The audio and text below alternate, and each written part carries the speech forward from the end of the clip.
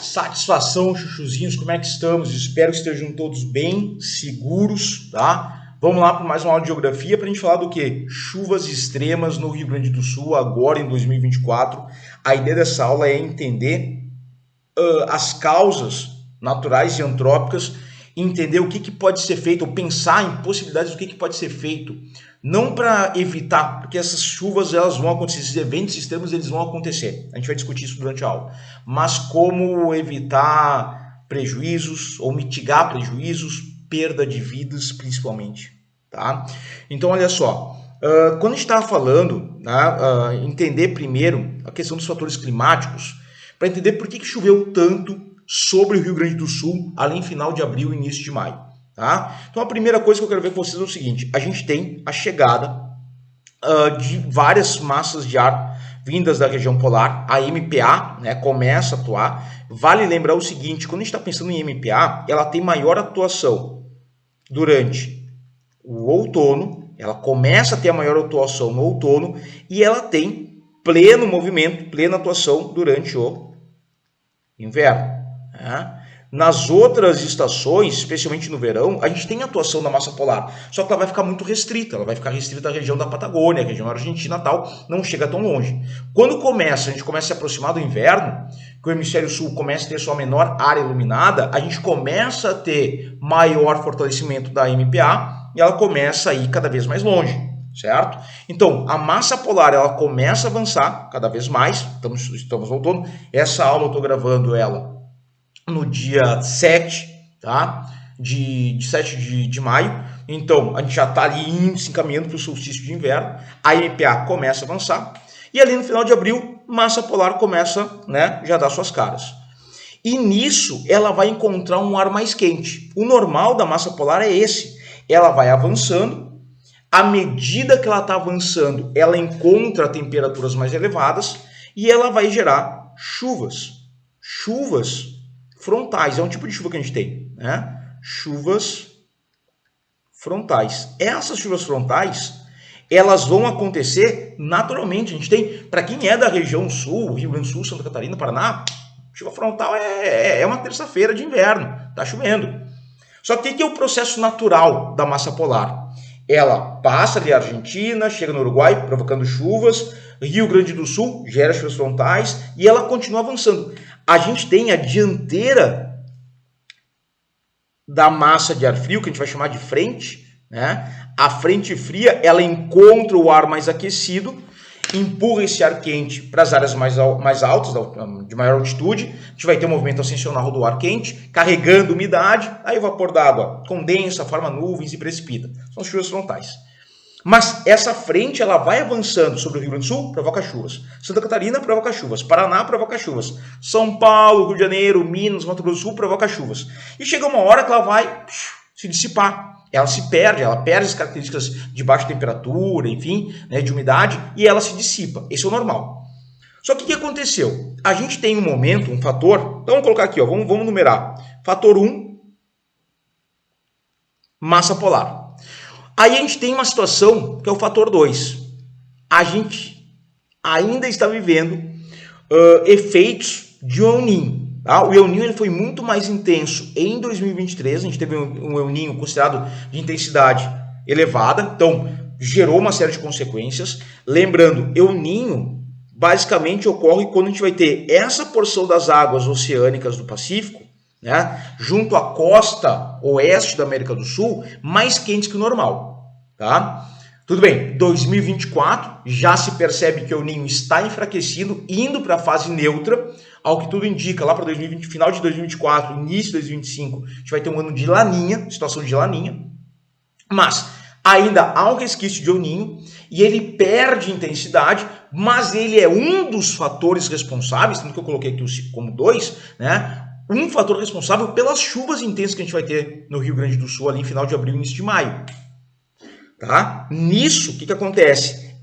O El Niño vai ser o responsável por temperaturas elevadas, não apenas ele, mas ele é um dos elementos, temperaturas elevadas no Brasil Central. Chuchu, olha só, a gente estava em final de abril e a gente tinha uma área de altíssima temperatura no centro do país. Cidades como, por exemplo, Goiânia, cara, beirando os 40 graus em final de abril e início de maio. Por que isso é importante? Porque essa área de alta temperatura que eu vou ter aqui vai servir como um bloqueio. A massa polar ela não consegue avançar. Ela tenta ir fazer o seu sentido normal, que é avançar Brasil adentro, mas ela encontra uma barreira e ela não avança. Só que aí veio uma massa polar, ficou estacionária sobre o Rio Grande do Sul, as chuvas frontais acontecendo, ela não conseguia avançar, veio outra massa polar, mais chuvas. A gente teve, bem dizer, no Rio Grande do Sul, uma semana de chuva quase que constante. Dava uma aliviada, mas depois vinha mais chuva. Uma semana inteira. Então, a gente teve chuvas frontais estacionárias ou frentes estacionárias exatamente sobre o Rio Grande do Sul, exatamente sobre esta parte central do estado, ok? Claro, choveu na parte norte do Rio Grande do Sul, choveu na parte sul, choveu um pouco em Santa Catarina, não muito, mas o centro de atividade de pluviosidade estava nessa região aqui mais central do estado. Quantidade de raios gigantesco, a gente viu final de abril, cara, as noites de final de abril ali, tu olhava para o céu de noite e assim, ó, era raio em cima de raio. Vamos para o fator 3. Fator 3, a gente tem a atuação dos jatos de baixos níveis, ou, né, o pessoal chama aí de rios voadores, acontecendo. A gente está pensando em muito da umidade, parte da umidade gerada pela floresta amazônica, através da sua evapotranspiração, né? Parte dessa umidade ela vai ser jogada para oeste, é empurrada para oeste, bate na Cordilheira dos Andes. Então a gente tem aí, né, um cinturão orogênico moderno, a formação orogênica moderna, que vai servir como uma barreira, e essa umidade ela faz essa volta aqui, ó. Ela geralmente traz umidade para a região sudeste. Nesse caso, por conta desse domo de calor que a gente vai ter aqui, ó, a gente vai ter umidade sendo empurrada para a região sul, alimentando de umidade essas chuvas frontais. Então, já é um sistema natural de chuvas frontais acontecendo, estacionárias, esse é um problema. E aí tu recebe umidade vindo da onde? Da região amazônica. Somado isso, a gente tinha uma célula ciclônica sobre o oceano, tá? Uma baixa pressão sobre o oceano. A área de baixa pressão atrai ventos, atrai umidade, é uma área de atração. Então o que acontece? A gente tinha essa umidade sendo puxada para cá, só que a umidade chegava e causava chuva onde? Aqui, ó. Né? Então dá uma olhadinha, deixa eu apagar isso aqui, e dá uma olhadinha nesse GIF aqui, ó, tá? Nesse vídeo. Olha só. O que a gente tem? Repara aqui. Olha a massa polar avançando, tá? Aqui é a frente. Repara como vai ficar estacionária. E repara como a umidade da Amazônia está vindo para cá, ó, exatamente no caminho dela. Os jatos de baixos níveis. Tá? E aí a gente tem essa chuva acontecendo sobre o Rio Grande do Sul. Beleza. Então foi um processo natural. Não. Não apenas. É inegável a gente falar na influência das mudanças climáticas gerando consequências dentro do que a gente viu no Rio Grande do Sul. Chuchu, olha só, a gente vai falar mais de mudanças climáticas depois, mas a gente tem essas mudanças climáticas gerando fenômenos climáticos, opa, errei, extremos, tá? Então, tem uma galera que sai por aí dizendo assim, olha só, tá nevando aqui, cadê o aquecimento global? Ah, vai lamber um assalto quente, o infeliz, tá? A ideia, Chuchu, é que quando a gente está pensando em mudanças climáticas decorrentes do aquecimento global, a gente vai ter alteração dos padrões climáticos que a gente estava acostumado. Então, lugares onde não se chovia tanto, vai se chover muito mais. Ou onde era mais seco, era um lugar relativamente seco, vai ter estiagem mais prolongada. Ou neve fora de época, neve acontecendo em lugares onde não nevava antes. Ou neve acontecendo fora de época. Né? Ondas de frio mais intensas, ondas de calor mais intensas. Ondas de calor mais intensas fora de época. Tá entendendo? Então não é, tá nevando, não tem aquecimento global. Cala a boca. Tá? A dinâmica climática está sendo alterada. E isso vai gerar fatores, fenômenos extremos mais recorrentes. Pô, a gente teve em 2023 basicamente as mesmas situações que a gente teve em 2024. Teve pelo menos umas 2, 3 situações próximas a essa, uma em novembro ali, que foi mais intensa, né? E depois outras de menor intensidade, mas igual que a gente teve em 2024. Também no Rio Grande do Sul, tá? A gente vai falar disso depois. Mas enfim, esses fatores, né? Vamos colocar aqui, ó. Eu não coloquei, mas vamos colocar, né? O quarto fator aqui, mudanças climáticas. Então são 4 elementos que geram isso aqui, ó. Chuvas intensas. Rapaz, Chuchu, olha só, repara só. Quando a gente está pensando no Rio Grande do Sul, tu vai lembrar o seguinte: o Rio Grande do Sul está num clima subtropical. Subtropical, certo? Clima subtropical ou mesotérmico. A média de chuvas, a média anual de chuvas do clima subtropical, ela gira em torno de mais ou menos 1.400, 1.500 milímetros de chuva. Ano. Tá? Então, aqui, nesse mapa, vocês estão vendo as isoietas, que são linhas que unem pontos com a mesma pluviosidade. Então, repara, no norte do Rio Grande do Sul chove mais, né? Chove pra caramba. Aqui na parte sul já chove menos. Aí tu vai ter aqui na região de Uruguaiana, por exemplo, tem uma média pluviométrica em torno de 1.000 milímetros. Então, na média geral do clima subtropical, e aí clima subtropical envolve Santa Catarina, Paraná, parte de Paraná também, a média é essa. Aí tu vai pegar, olha só, repara só, Chuchu, atenção, aqui ó, dia 2 de maio, tá? A data está em inglês, então ali primeiro vem o mês depois do dia, 2 de maio, em 24 horas, a gente teve Soledade, Ibirubá, Bento Gonçalves, Santa Rosa, Canela, Cruz Alta, tá? Santiago, Santa Maria, sendo algumas das cidades que mais choveram no mundo em 24 horas. Em 24 horas. É uma média absurda. Tudo bem, nada se compara a essa cidade aqui em Oman, que, rapaz, o troço foi violento também. E as imagens mostravam, tá? Deixar isso para depois. Mas teve imagens de aeroportos em algumas regiões, alguns países do Oriente Médio, tá, debaixo d'água. Mas enfim, o fato é que a gente teve algumas cidades do Rio Grande do Sul, como as cidades que mais choveram no mundo em 24 horas, ali no dia 2 de maio. E aí se eu pegar um período um pouco maior, de 26 de abril a 2 de maio, a gente teve uma média pluviométrica, olha só isso, Soledade, região central do estado, choveu ali, ó, praticamente 590 milímetros em 5, 6 dias. É basicamente 1/3 do que é a média esperada para o ano. Chuchu, para o ano. Tem uma galera que não entende essa questão de milímetros de chuva, mas olha só, eu tive em uma semana, praticamente, 1/3 das chuvas que era esperado para o ano inteiro. É muita chuva. Santa Maria não ficou atrás, Canela foi um pouco menos. Teve cidades que, pegando um período um pouco maior, tá? Estendendo um pouco mais ali, choveu mais de 600 milímetros. Então, é uma média pluviométrica absurda. Isso está, sim, vinculado a elementos naturais, como o El Niño, a atuação da massa polar e tal, mas também com fenômenos climáticos extremos em função das mudanças climáticas, tá? Beleza, choveu, beleza? Não, um saco, tal, não tá fácil aqui no estado. Mas choveu muito, dá para ver aqui. E aí a gente vem para outra questão, que são os fatores geomorfológicos.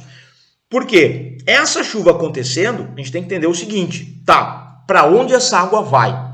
E aí tu vai pegar esta parte do Rio Grande do Sul, onde a gente teve concentração de chuvas, e a gente vai entender o seguinte, essa parte, especialmente norte do estado, a gente tem o Planalto Orêntico-Basáltico, certo?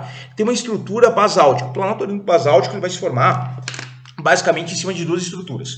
A sua base é um arenito antigo, né, que compõe a bacia sedimentar do Paraná, e a parte superior, que são camadas e camadas de basalto. Uma rocha ígnea, magmática ali, extrusiva, enfim, que vai compor a maior parte e vai gerar essa altitude mais elevada do Planalto arenito basáltico, ou Planalto meridional, se quiser usar um outro termo, ou, nem diria o Jurandir Ross, Planaltos e Chapadas da bacia do Paraná. Só que lá é o grande lance. A gente vai ter essa estrutura basáltica, tá? O basalto sendo uma rocha impermeável, e sobre essa estrutura basáltica, essa estrutura litológica, a gente tem uma fina camada de solo. É um intemperismo acontecendo, né? Vai intemperizar essa rocha matriz, essa rocha mãe, gera uma camada de solo e a pedogênese no seu processo natural, tá? Mas enfim, temos aqui basalto impermeável, isso é importante, considere esse ponto. Pega outro elemento, relevo escarpado e com formação de vales encaixados que a gente fala, né? Que é isso que vocês estão vendo no desenho. Eu tenho aqui, ó, um vale, e no meio dessas encostas eu tenho um vale ali bem estreitinho. aberto pela erosão fluvial e por aí vai.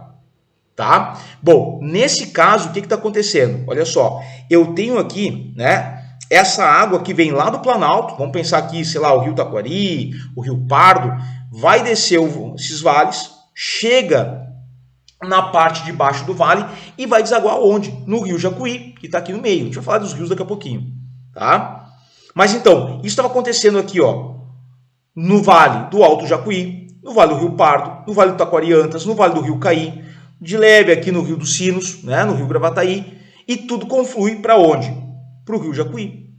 Bom, vamos pegar outro elemento natural aqui, ó. Solos saturados devido à intensa chuva. A gente viu, choveu pra caramba. E aí essa chuva acabou encharcando essas camadas superficiais que a gente vai ter de solo, tá?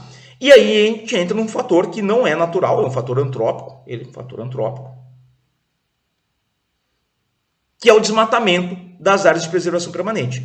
Chuchu, quando a gente está falando de APP, a gente tem no Código Florestal Brasileiro duas áreas que são principalmente destinadas a APPs, a preservação permanente, que são topos e encostas de morro com uma declividade muito íngreme, ou o topo é considerado uma APP, né? Ou as matas ripárias, ao longo das margens dos rios, próximas às nascentes e tal, são áreas vegetação que tem uma função de proteção ao solo, à manutenção dos ecossistemas ali. Então, por exemplo, quando eu estou falando em áreas de preservação permanente, em áreas de encosta, por exemplo, eu estou pensando basicamente no seguinte: essa vegetação ajuda a fixar o solo. Vamos fazer aqui, ó. Imagina, eu tenho uma cobertura florestal sobre esse solo, tá?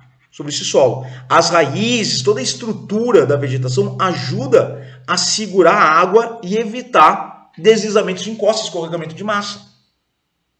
Agora, se eu tenho um desmatamento dessas áreas, aí isso isso vai ser prejudicado. Claro, deslizamentos de encosta acontecem naturalmente, a gente vai mencionar isso daqui a pouco. Mas com o desmatamento eu estou intensificando esse processo. Por quê? A ideia é que, a partir dessa lógica, eu tenho um escoamento superficial e intensificado. Ou seja, aquele volume gigantesco de chuva está descendo com grandíssima intensidade, de forma brutal, e está chegando no fundo desse vale. E aí, tu tem que entender o seguinte: esses vales que a gente tem na encosta sul do Planalto meridional, que a gente falou antes, são vales encaixados, tem planícies de várzea, planícies de inundação muito estreitas. O que é planície de várzea? É essa área aqui, ó. É a área quando tem muita chuva, o rio transborda, normal. Numa situação, né, em que a gente tem o volume de água normal do rio, ele ocupa o que a gente vai chamar de leito menor. Certo? O leito do rio é o caminho que ele faz da sua nascente até a sua foz. Aí eu tenho um leito menor, que é o volume natural de água daquele rio, ocupa esse leito menor, tá? O menor volume ali. Quando eu tenho muita chuva, o que acontece? Vamos dar a cor do azul aqui, ó. Quando eu tenho muita chuva, eu tenho o volume de água no leito aumentando, né? E eu tenho o que a gente vai chamar de uma enchente. Enchente. Ocupa o leito maior, está no seu máximo, não transborda a água, mas está no máximo. Acontece que se o volume de chuva for absurdamente elevado, que nem nós tivemos em 2023, 2024, o volume de água no rio é muito maior, transborda e a água ocupa o que a gente vai chamar de planície de várzea ou planície de inundação. Nesse caso, a gente vai ter uma situação de inundação. Ok? E aí tu vai pensar comigo, cara, essa água vai transbordar desses rios, como o volume de chuva foi muito alto, a água transborda e vai inundar toda essa área. Só que olha só, a gente vai ter uma ocupação histórica das planícies de inundação em fundo de vale. A gente vai falar isso daqui a pouquinho. E é o problema. E essa água, esse volume de água todo foi para onde? Chuva foi para onde? Para esses fundos de vale. E aí desses fundos de vale caíram aonde? Na calha do Rio Jacuí. Do Rio Jacuí foram para onde? Vem para cá. Do Rio Jacuí vieram para o Lago Guaíba. Do Lago Guaíba vão para onde? Para a Lagoa dos Patos. Então, olha só, a gente tem no Rio Grande do Sul 3 grandes regiões hidrográficas, que são divididas em bacias. Tem a região hidrográfica do Uruguai, que é essa aqui que vocês estão vendo, né? Muito da chuva que caiu aqui também correu em direção ao Uruguai. O Rio Uruguai teve aumento do seu volume, tá? Não tão significativo, porque as chuvas tiveram mais um pouco no centro do estado. Tem a região hidrográfica do Litorânea e tem a região hidrográfica do Guaíba, que é essa aqui, ó. Tá? Os rios que estão aqui, todos eles têm suas águas direcionadas exatamente para o Lago Guaíba.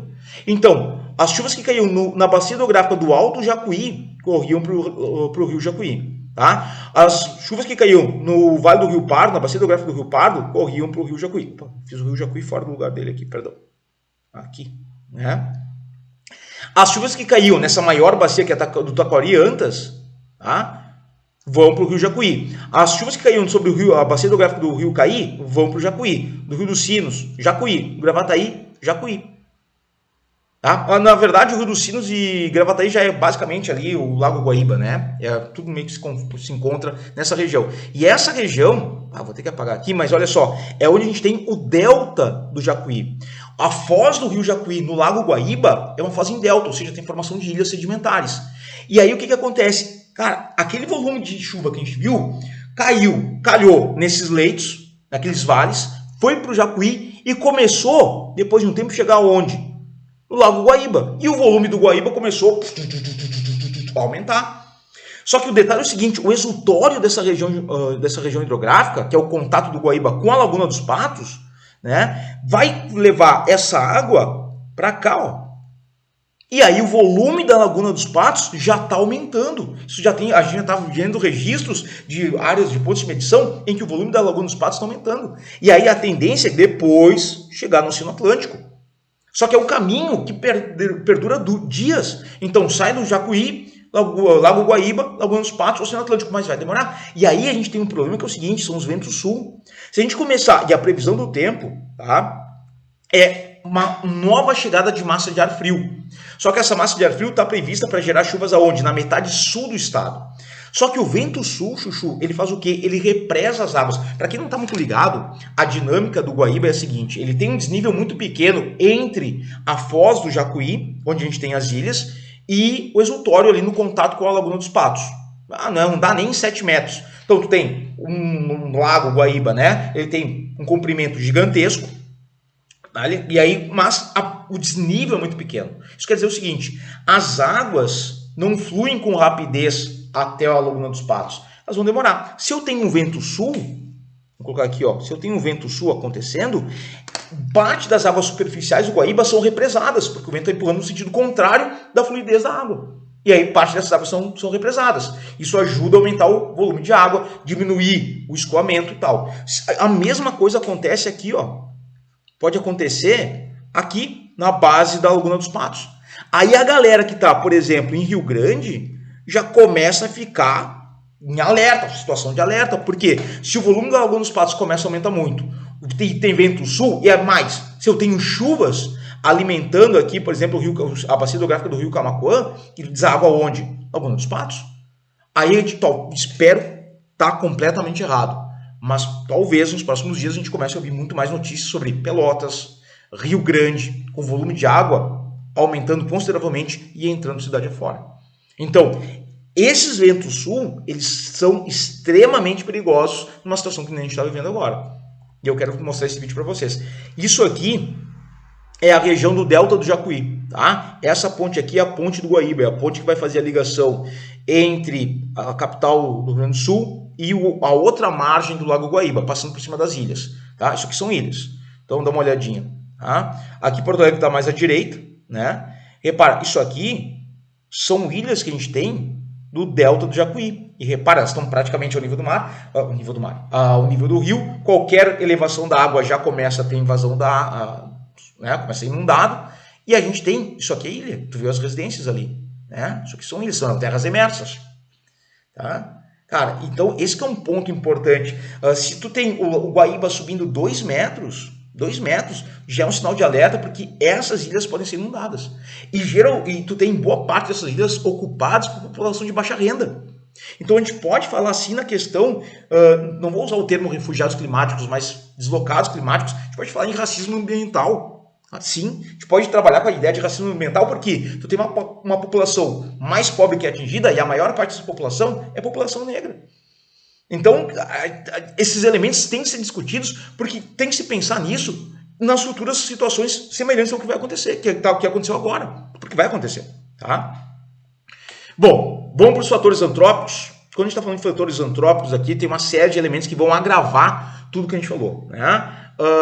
A ocupação, a gente mencionou, né? A ocupação histórica em áreas de planície, em áreas de encosta. E nisso, dá uma olhadinha nisso aqui, ó. Chuchu, a gente mencionou antes os vales encaixados, né? Então isso aqui é um vale encaixado. Dá uma olhadinha aqui, ó. Isso aqui é o rio Taquari, tá? Então repara, eu tenho as áreas de vale, né? O meu desenho lá, um desenho grosseiro, né? Mas enfim, aí tá o rio aqui no meio. Mas repara que isso aqui é planície de inundação, ó. Isso aqui é a situação normal, tá? E aí o que acontece? A gente teve, ao longo da história do Rio Grande do Sul, século XIX, a ocupação dessas áreas mais interioranas, especialmente por europeus.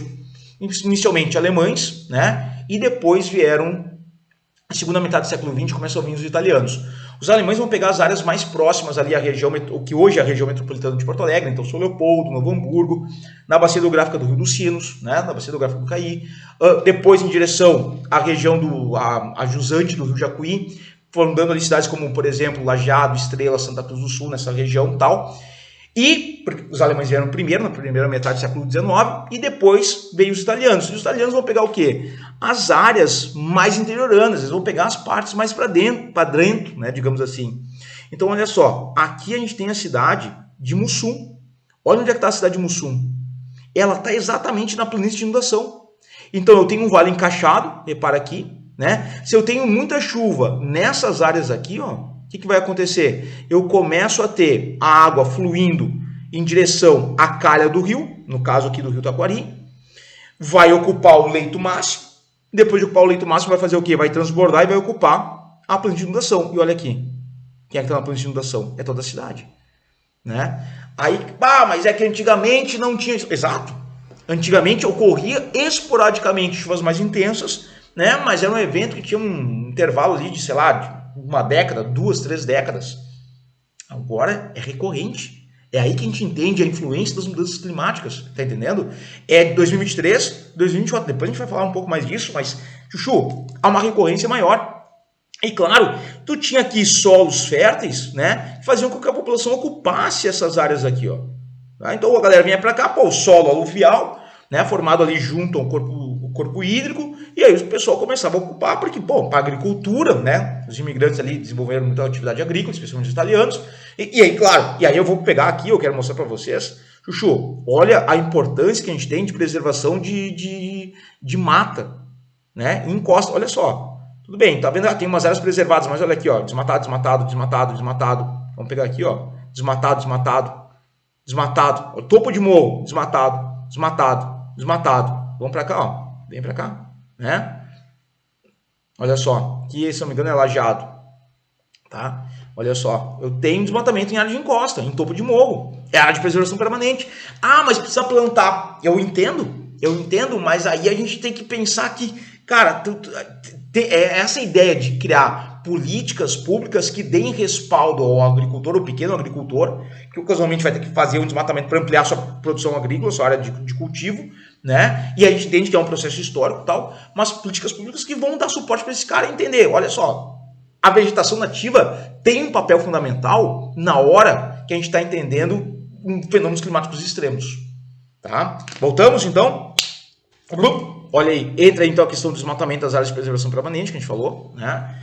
Encosta, em mata ripária também. A questão do descaso ambiental, sim. Tá? Tem gente que está colocando assim, não é hora de criticar, é hora de ajudar. Sim, é hora de ajudar, mas também é hora de criticar, porque a crítica ela é uma futura ajuda, ela evita problemas. Porque assim, a gente teve nos últimos anos um afrouxamento das legislações ambientais. Certo? Então a gente vai ter uma desidratação do Código Florestal brasileiro, a gente tem uma série de políticas sendo implementadas a nível municipal, estadual e federal que vão enfraquecer ainda mais a estrutura de proteção ambiental. Por exemplo, aqui no estado do Rio Grande do Sul, a gente teve, há pouco tempo atrás, a aprovação de uma lei que permite a redução das áreas de preservação permanente, exatamente incentivando o desmatamento de APPs. Né? E aí, como é que tu vai dizer que isso não tem uma causa antrópica? Né? A gente teve nos últimos anos um desmonte intenso de órgãos importantes de monitoramento, como por exemplo o CEMABEM, o SENADEM, né? Então vamos colocar aqui do lado, ó, o CEMADEM, tá? O CEMADEM é o Centro Nacional de Monitoramento e Alerta de Desastres Naturais, tá? Perdeu muito do seu orçamento nos últimos anos. O Sistema Geológico Brasileiro faz um grande monitoramento, o Serviço Geológico Brasileiro, desculpa, faz um grande monitoramento das questões relativas a deslizamentos de encosta para perder o orçamento. A gente tem um Atlas Digital de Desastres do Brasil, né? Desastres Naturais do Brasil. Cara, ele é acessível, é só tu entrar na internet e falar Atlas Digital de Desastres do Brasil. E tu vai ter ali, e tu tem então informações. Só que assim, o nível de monitoramento de pessoas que vão trabalhar com isso se perdeu muito nos últimos tempos. Por quê? Porque tu vai ter um descaso ambiental, tu vai ter uma redução do volume de orçamento para esses órgãos ambientais, tu vai ter um repasse cada vez menor para defesa civil, por exemplo. Mas teve lá um orçamento para a defesa civil, mas muito abaixo do que se esperava, inclusive com uma redução em relação a depois de 2023, que a gente já teve um desastre ambiental. E a gente vai ter um negacionismo, cara, isso aqui em função das mudanças climáticas, tá? Porque assim, a ideia, quando a gente está pensando em negacionismo, é pensar o seguinte, olha só, eu mencionei isso lá no início, né? A gente teve recordes de calor ao longo desse ano. Então, olha só, janeiro bateu o recorde de temperatura. Fevereiro bateu o novo recorde de temperatura. Março, mês quente pra caramba. Então, o que está acontecendo? A gente teve temperaturas muito elevadas, tá, ao longo do início de 2024. E isso leva às mudanças climáticas. Dá uma olhadinha aqui, ó, mapa das temperaturas globais. O centro da América do Sul e da Antártica já destacam entre as áreas que mais esquentaram no mundo em março. Olha aqui, olha aqui. Cara, isso resulta nos eventos climáticos extremos, tá? E aí é um ponto que eu quero que eu só discutir com vocês rapidinho, que é o seguinte. Não pensa, né? Mas aconteceu já em 2013 e agora de novo em 2024 no Rio Grande do Sul. Beleza, mas pensa numa escala mais ampla, né? Lembra que a gente teve, por exemplo, em 2022, no Rio de Janeiro, 2 eventos climáticos extremos. A gente teve um, né, que aconteceu em Petrópolis, na região serrana do Rio de Janeiro, vocês vão lembrar, chuvas intensas, deslizamentos de encosta, né? A gente teve uma média pluviométrica de 260 milímetros em 6 horas.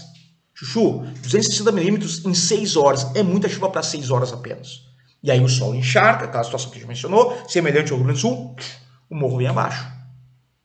Depois a gente teve, em abril de 2022, na região, na Costa Verde, que a gente chama, né? Litoral do Rio de Janeiro, ali em Angra dos Reis, também uma média pluviométrica absurda. Depois de 2023, litoral norte de São Paulo, em São Sebastião. Lembra disso? Já esqueceu? Pois então. Né? Mas a gente teve chuvas intensas, a gente teve uma média de 600 milímetros de chuva num dia. É muita coisa. Morro vindo abaixo, tragédia, população mais pobre sendo a principal atingida. Santa Catarina teve em 2023 uma série de problemas ambientais também, desastres, eventos climáticos extremos. Então, isso está se tornando mais recorrente. É aí que a gente entra. Não dá para negar mais a influência que essas mudanças climáticas estão tendo nesses fatores. Tá. Bom, e aí a gente tem que pensar no seguinte, né? Todas essas questões que a gente discutiu vão levar a uma série de consequências. A gente está falando, sim, em perda de vida humana, né? Uma série de prejuízos, gente que perdeu tudo, né? Mas a gente também tem que considerar o seguinte, olha só, a ideia de monitoramento que a gente falou do Serviço Geológico Brasileiro, como é fundamental entender os pontos onde a gente vai ter, né, a maior ocorrência de enxurradas, de enchentes, inundações. É feito o monitoramento, não estou dizendo que não é feito, mas ele fica muito aquém do que é o esperado. Tá? Escorregamentos de massa. Né? Dá uma olhadinha nesse vídeo que eu coloquei aqui. Ó. Isso aqui é no Vale do Rio das Antas, ali na região de Bento Gonçalves, na Serra Gaúcha. 1, 2, 3, 4, 5, 6 pequenos aqui, 7, 8, 9, e olha esse aqui, o último, aqui ó, 10, 11, olha esse aqui. Tá entendendo? Chuchu, a ideia que a gente está pensando é a seguinte, a gente tem um volume de chuva muito grande em áreas de encosta, cara, e aí, mas aí tinha vegetação nativa. Deslizamentos de encosta, escorregamento de massa é um processo natural. Com o desmatamento, tu está intensificando esse processo. Então, muita chuva, num solo encharcado, ele vai perder aderência na sua base e ele vem abaixo. O escoamento superficial, ele vai levar a deslizamentos de encosta. Então, monitorar, tu ter pontos, tu sabe, essa região do Rio das Antas tem que ser completamente monitorada todo o tempo, porque assim, qualquer máximo de chuva pode gerar esse problema. Cara, e aí tu tem aumento de doenças, né? Leptospirose, por exemplo, enfim. Impactos na produção e no preço de alimentos. Muito da produção agrícola gaúcha foi afetada. A produção de arroz, por exemplo, na região do Vale do Jacuí, né, na região da depressão ali é uma área de grande produção risicultora. Então, teve campos inundados, então o arroz foi para a banha. Isso vai afetar o preço dos alimentos. Enfim, pequenos produtores também vão ser afetados. Maior custo na geração de energia e a gente tem, né, que a gente mencionou antes, a questão dos abrigados climáticos, né, do racismo ambiental que a gente poderia falar. Tá? Então, aqui tem uma série de consequências e eu não estou falando talvez do mais importante, que é a questão da população que vai perder a vida nesses casos. Né? Então, dentro disso aqui vai ter gente que vai morrer, infelizmente, né? Pessoal que vai ficar desaparecido. Tu tem aqui pessoas que vão perder casa, vão perder tudo que tinha. Então, é uma situação que né? Mas não tem como evitar. Cara, vamos discutir isso. Olha só, tá? Vamos entrar nessa discussão. O Guaíba, ele se localiza na região metropolitana de Porto Alegre, a gente falou um pouquinho dele, tá? Ele banha a capital dos gaúchos, além das cidades como Eldorado, do outro lado, do Guaíba, cidade de Guaíba propriamente, Barra do Ribeiro, Viamão ali próximo, né? E tal. E a gente tem aqui, ó, a enchente de 41. 41 foi um ano de El Niño intenso. O Guaíba transbordou, tal. Mas na época não tinha nenhuma forma de contenção, né? O Guaíba transbordou e inundou. E aí, o que acontece? Quando a gente está falando do Guaíba, vale lembrar o seguinte, em 1941, ele chegou no que foi talvez o volume máximo, né, até então, que foi 4,75 metros acima do nível normal. Subiu praticamente 5 metros ali, tá? E aí a água transbordou, e aí o que a gente está vendo aqui, ó. Ano passado, 2023, tá? As águas do Guaíba subiram, transbordou, né? Quase transbordou, chegou ali a 3,46 metros. Tá? Depois de 41, da enchente de 41, essa aí que a gente está vendo, a gente teve uma série de políticas de tentar conter o aumento das águas do Guaíba. Por exemplo, na região do centro de Porto Alegre, tem o Muro do Amauá. Tem um muro construído do lado do cais do porto, né? E tem ali portões que se fecham, tem uma circulação de entrada e saída, mas quando tem muita água, o Guaíba transborda, tu vai ter o quê? Os portões fechados. A ideia desse muro é conter as águas do Guaíba, né? A gente vai ter, para quem conhece Porto Alegre, quem está chegando em Porto Alegre, ali por onde passa pela Arena do Grêmio, né? Tem a Freeway, a BR e tal, que dá acesso, um dos acessos a Porto Alegre, ela é mais alta que as áreas no entorno. Ela serve como um dique de contenção também. Só que o que acontece? Tinha uma discussão até 2023 de que aquele muro na Mauá não tinha serventia, foi erguido, mas nunca tinha dado nada. Em 2023 se percebeu que aquele dique ajudou a evitar maiores complicações. Só que em 2024, agora, em função das fortes chuvas que a gente falou, todo o dinamismo de escoamento da água, o volume máximo, tá, foi de 5,26 metros. Algumas das barreiras de contenção do Guaíba não resistiram. A consequência, isso aqui vocês estão vendo, ó. Isso aqui vocês estão vendo é 2024. Tá? É agora. Então, é a mesma imagem que tu tá vendo aqui, ó. Tu tá vendo aqui, tá? Cara, olha que loucura. O mercado público de Porto Alegre, região central do estado. Olha só, o volume de água aqui, ó, e vai inundar, inundou todas as ruas aqui. Isso aqui é o centro. Certo? Olha só a visão de cima, mercado público aqui no meio. Aqui o cais, deixa eu pausar aqui, ó. Vou voltar, vamos de novo, peraí. Agora vai dar um brete. Não queria música. Mas eu quero pegar aqui, ó, essa imagem aqui. Aqui, ó. Pausa. Aqui é onde a gente tem o cais, né? E aqui é o muro. Tu não tá vendo porque já era, né? A água avançou. Que loucura. Cara, então assim, a gente tem o Guaíba, ele é um elemento fundamental e ele tem uma série de funções. Tu vai pensar o Guaíba, ele vai ter funções de, por exemplo, abastecimento humano, tá? Tu tem o Guaíba ali sendo fundamental, por exemplo, para despejo, tem os córregos que passam por Porto Alegre vão cair ali. Então, ele tem uma função fundamental para a região metropolitana de Porto Alegre como um todo, né? E aí, Chuchu, fica o alerta. As chances de novos eventos semelhantes ao que a gente teve, ele é real, né? Tá, mas teria como mitigar isso? Tem. A ideia é assim, ó, a gente ter, por exemplo, sirenes de aviso. Quando tu vai ter um volume de água dos rios, a água dos rios chegou em tal volume, tal altura, liga a sirene e a população tem que sair. Mas assim, treinar a população, ter planos de evacuação. Tá? Eu vou deixar o link de um podcast aqui na descrição do vídeo, que é feito com um especialista na dinâmica hídrica da URGS, e ele, no podcast, ele é entrevistado e ele fala, olha só, medidas de solução, ou para mitigar esses impactos, né, em relação à população, são esses. Dá uma ouvida ali, é massa pra caramba, bem interessante. Mas ele fala a questão de planos de evacuação, a questão de monitoramento, ter maior monitoramento de chuvas, de áreas de deslizamento, né, aparelhar a Defesa Civil, aparelhar os órgãos de monitoramento, aparelhar o IBAMA, por exemplo, que vai trabalhar também com a questão ambiental, né? Então, infelizmente, a gente só está no início. O que aconteceu no Rio Grande do Sul foi em abril, maio. A gente tem todo o inverno que nem chegou ainda. Então, não é ser pessimista, assim, ó, mas é entender que, cara, a tendência é que vá acontecer de novo.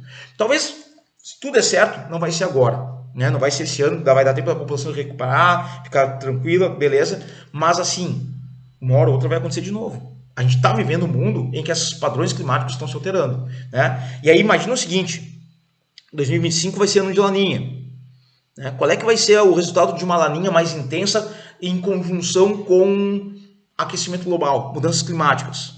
Uma estiagem mais prolongada no sul? A gente já teve uma estiagem prolongada em 2020 e 2021 no Rio Grande do Sul. Afetou de que forma a agricultura? Geração de energia. A gente vai ter de novo em 2025, talvez mais intensa, por exatamente estar associado com as mudanças climáticas, tá? Então, assim, lembra, cuidado, isso não se restringe ao Rio Grande do Sul. Minas Gerais foi um estado que ele aprendeu muito com a questão dos rompimentos de barragem lá de Brumadinho e Mariana. Então, as populações locais já têm sistemas de tu vai chegar em cidades ali de Mariana, por exemplo, tu já tem placas avisando o que tem que se fazer quando se toca o alarme. Até alerta. Chuchu, deixei do lado, né, os telefones úteis, Defesa Civil, Bombeiros, SAMU, Polícia Militar, e lembrar o seguinte, cara, o Rio Grande do Sul, ele é um estado que tem uma quantidade muito grande de desastres naturais. Outros estados também, mas o Rio Grande do Sul tem, e isso já está registrado.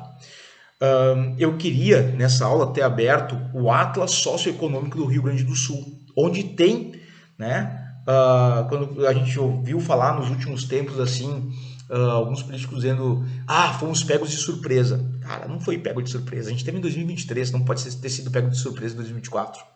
O Atlas Socioeconômico do Rio Grande do Sul, que foi criado pelo Estado, pelo governo do Estado do Rio Grande do Sul, ele tem lá toda uma série de páginas a respeito de desastres naturais no Estado. Eu queria abrir para vocês durante a gravação. Só que a inundação do Guaíba foi tão grande que afetou o servidor, né, do governo do estado, e todas as páginas do governo do Rio Grande do Sul estão fora do ar. Não posso mostrar para vocês. Então, assim, tu tem o estado, o governo do estado, tendo um atlas socioeconômico que é atualizado, que está lá, as áreas de desastre, o que acontece? O maior número de desastres no Rio Grande do Sul são enchentes e inundações. Deslizamentos de encosta. Não dá para dizer que não se sabia. Né? Então, e aí eu vou dizer o seguinte, outra coisa, se tu, tá, é um dos caras que tá pegando nesse momento de situação de crítica, grave, e tu tá propagando fake news, lembra, fake news, desinformação, mata. Tu é responsável também pelo problema que essa população está vivendo. Tá? Então, arrombado, se tu é um propagador de fake news, de informação, some, vai fazer algo de útil, vai ajudar, vai fazer cesta básica, vai distribuir cesta básica. Tá? Enfim, beijo, espero que todo mundo fique bem. Tá? Se tu não puder ajudar, pelo menos não atrapalhe.